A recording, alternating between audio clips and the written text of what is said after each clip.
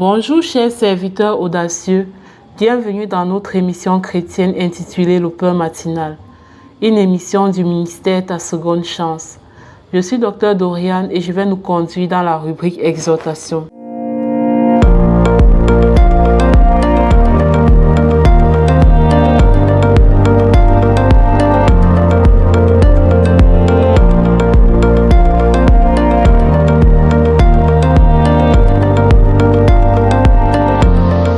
Alors, bien-aimés dans le Seigneur, chers serviteurs audacieux, tout au long de cette semaine, nous allons aborder une série sur les mérites du sang de Jésus. Comme vous le savez, hier, nous avons célébré la Pâque et la résurrection du Seigneur Jésus-Christ, qui est mort sur la croix. Il a versé son sang afin que nous puissions être sauvés de la condamnation éternelle qui pesait sur nous à cause du péché d'Adam et Ève dans le jardin d'Éden. Et cependant, parfois nous ne profitons pas pleinement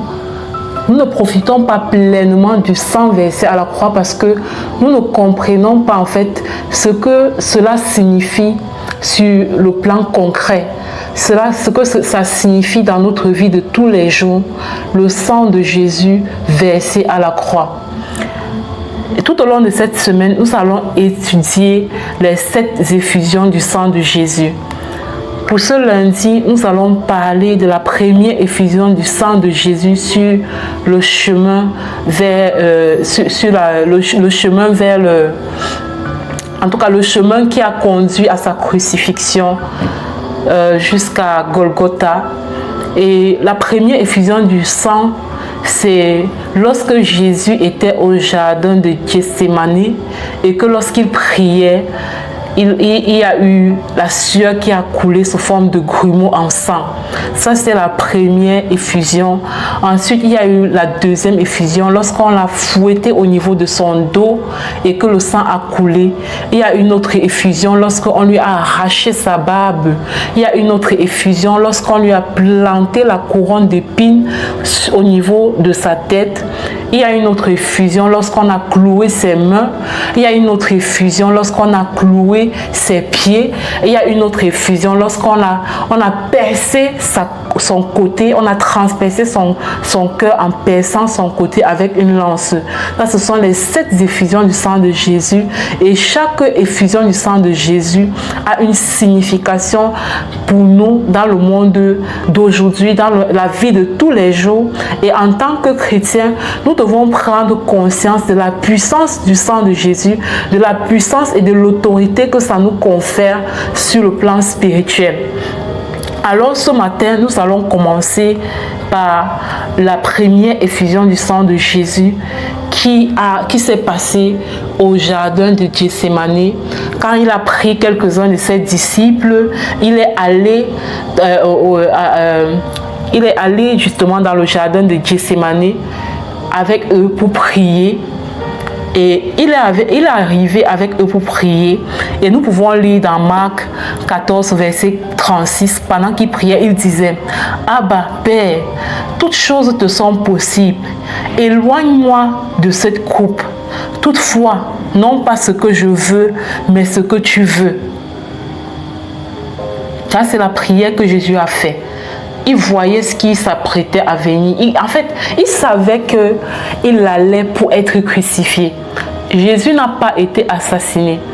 Il a donné sa vie. Il savait que le chemin qu'il prenait pour entrer dans Jérusalem, c'était un chemin où il n'y aurait pas de retour. Il savait ce qu'il attendait là-bas. Il s'est donné lui-même. Mais pendant qu'il priait et qu'il savait ce qui s'apprêtait à arriver, il a dit au Seigneur, si seulement, d'autres versions disent, si seulement cette coupe pouvait m'être ôtée, en fait je paraphrase, mais c'est à peu près ça, si seulement tu pouvais ôter cette coupe loin de moi, mais non pas ma volonté, mais ta volonté. Il savait ce qu'il attendait, il savait ce qu'il s'apprêtait à vivre. Et il pouvait faire cette prière. Est-ce que tu peux ôter cette coupe de moi? C'est tellement... C'est-à-dire, il voyait déjà la douleur à l'avance. mais il a dit non pas ma volonté, mais ta volonté. Remarquez que quand il finit de prier, il revient vers ses disciples avec qui il était monté. On continue au verset 37 de Marc 14 où il est écrit: et il vint vers les disciples qu'il trouva endormis et il dit à Pierre: Simon, tu dors, tu n'as pas pu veiller une heure. Au verset 38, il est écrit: veillez et priez afin que vous ne tombiez pas en tentation. L'esprit est bien disposé, mais la chair est faible. Oui, c'est à ça que nous en venons, bien-aimés dans le Seigneur. L'esprit est bien disposé, mais la chair est faible. Et c'est parce que la chair est faible que parfois nous nous mettons à commettre des péchés que nous n'avons pas envie de commettre. Nous nous mettons à faire des choses qui vont à l'encontre de la parole de Dieu, de la volonté de Dieu. Nous sommes pleinement conscients que cette chose que nous faisons va à l'encontre de la volonté de Dieu, va à l'encontre de la parole, va même à l'encontre de la morale, mais nous sommes comme affaiblis. Nous n'avons pas la force de lutter parce que la chair en ce moment est faible. Mais il dit: veillez et priez afin que vous ne tombiez pas en tentation. Mais ce qui est important ici, bien-aimés dans le Seigneur, c'est que ce n'est pas anodin que cette parole de veiller et prier afin que vous ne tombiez pas en tentation. Ce n'est pas anodin qu'il dit cette parole dans le jardin de Gethsémani. Donc la première effusion du sang de Jésus, ce sang qui a coulé sous forme de sueur, ce sang, c'était pour que, à partir de ce sang qui a coulé, que nous, en retour, nous chrétiens, nous puissions acquérir la capacité de résister au péché et de pouvoir accomplir la volonté de Dieu. Accomplir la volonté de Dieu n'est pas facile, parce que notre chair, naturellement, a une tendance à suivre le péché. Notre chair humaine, naturellement, a une tendance à suivre ce qui est mauvais, à suivre ce qui est mal, à cause du péché adamique. Cependant, le sang de Jésus qui a coulé dans le jardin de Gethsémani, ce sang-là venait donc nous donner la capacité de pouvoir accomplir la volonté de Dieu. C'est pour ça que Jésus pouvait dire: non pas ma volonté, mais ta volonté. Ce sang vient nous donner la capacité de résister au péché. J'avais déjà eu à raconter mon histoire dans les 7 jours d'enseignement, mon histoire, comment à la sortie du concubinage, je m'étais retrouvée dans une relation toxique, je dirais ça comme ça, où il y a quelqu'un qui s'était proposé de m'aider, mais cette personne venait toujours vers moi pour vouloir entretenir des rapports sexuels avec moi. Et j'étais vraiment affaiblie. Alors, qu'est-ce qui s'était passé? Un jour, j'ai prié intensément et j'ai dit: Saint-Esprit, ça suffit. Je ne veux plus être faible. Je ne veux plus succomber. Je ne veux plus. Et quand cette personne est revenue vers moi, parce que j'avais pris le temps de prier et de demander au Saint-Esprit de me soutenir, parce que j'étais faible face à cette personne, et quand cette personne est revenue après, en fait, rien ne s'est plus jamais passé. C'est pour dire que humainement, la chair est faible. Parfois, tu ne veux pas faire quelque chose, mais tu te retrouves en train de le faire. Le sang de Jésus, face à ce péché qui te retient captif, face à ce péché qui te retient dans l'esclavage, qui te retient dans l'obscurité, souviens-toi que le sang de Jésus à Gethsémani a coulé pour te donner la capacité de pouvoir dire non au péché. Le péché n'est pas plus fort que toi. Le péché n'est pas plus fort que toi. Le péché ne te domine pas. Par le sang de Jésus qui a coulé dans le jardin de Gethsémani, tu as le pouvoir de dire non. Tu as le pouvoir de dire ici c'est stop. Tu as le pouvoir là, tu as cette capacité en toi. Tu as cette capacité en toi. Mais pour que cette capacité se manifeste, il faudrait que tu puisses ouvrir la bouche et te positionner, de te positionner sur les mérites du sang de Jésus. Tu peux dire: je me positionne sur les mérites du sang de Jésus qui a coulé au jardin de Gethsémani pour me donner la capacité de te résister. Et tu nommes le péché en question. Je te résiste au nom de Jésus. Parce que ce sang-là a coulé pour que nous puissions avoir cette capacité, bien aimés dans le Seigneur. Tout au long de la semaine, nous allons voir les autres effusions du sang de Jésus, est-ce que ça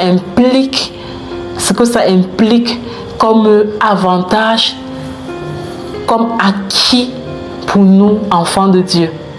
D'ici là, portez-vous bien, que le Seigneur vous bénisse et que le Seigneur vous donne vraiment, nous donne tous ensemble, ça nous concerne tous, cette capacité de prendre conscience de la puissance du sang qui a coulé au jardin de Gethsémani et de nous positionner sur cette effusion de son sang au jardin de Gethsémani pour dire non à un péché, pour dire non à toute chose dans notre vie qui n'est pas conforme à la volonté de Dieu ou à la morale. Sur ce, je vous souhaite une excellente journée. Soyez abondamment bénis. Je passe la parole à la prochaine intervenante qui va nous présenter la rubrique Parole en mission. Shalom, shalom.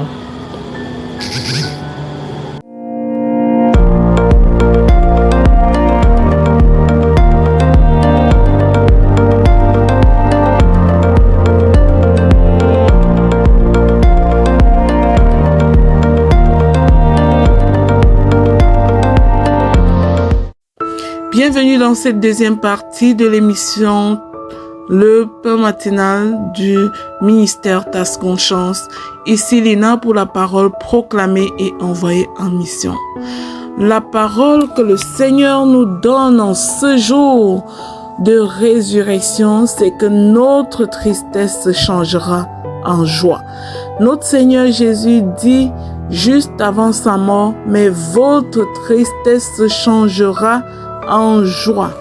Alors nous allons proclamer et déclarer car notre Dieu est capable de transformer notre circonstance douloureuse en bénédiction. Il est capable de transformer notre tristesse en joie. Bien-aimé, proclame et déclare avec moi et surtout avec foi. Je proclame et je déclare que ma tristesse n'est pas éternelle, car Dieu la transforme en joie au nom puissant de Jésus-Christ. Je proclame et je déclare que ce que je vis aujourd'hui n'est pas la fin. La joie de Dieu arrive dans ma vie au nom puissant de Jésus-Christ. Je proclame et je déclare que Jésus connaît mes larmes et il les remplace par une paix profonde.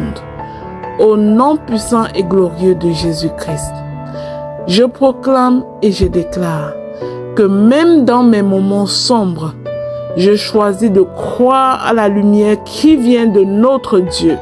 Au nom de Jésus, je proclame et je déclare que la joie du Seigneur est ma force. Même quand mon cœur est lourd, je continue à croire en Jésus. Au nom puissant de Jésus-Christ, je proclame et je déclare que Dieu change mes soupirs en chants de victoire. Je déclare que ma douleur d'aujourd'hui prépare ma joie de demain au nom puissant et glorieux de Jésus-Christ. Je proclame et je déclare que mon cœur se relève, car la main de Dieu me soutient. Le Seigneur m'a donné une parole. J'envoie cette parole en mission, pour une mission transformatrice dans ma vie, dans chacune de mes circonstances. Mais votre tristesse se changera en joie, dit le Seigneur. Alors je déclare que les larmes semées d'aujourd'hui produiront une moisson de joie. Au nom puissant de Jésus-Christ, je ne suis pas seul. Dieu m'accompagne dans chaque saison de ma vie. Au nom de Jésus, je proclame et je déclare que la tristesse n'aura pas le dernier mot sur moi. Ah non, non, non. La tristesse n'aura pas le dernier mot sur ma vie. Car mon Dieu est vivant. Il combat mes combats et je suis victorieuse. Au nom puissant de Jésus-Christ, je proclame et je déclare que Jésus m'apporte une joie que personne ne peut me ravir. Il est mort sur la croix pour moi. Par ses meurtrissures, je suis guéri. Par l'acte de la croix, je suis racheté. Par l'œuvre de la croix, je suis relevé.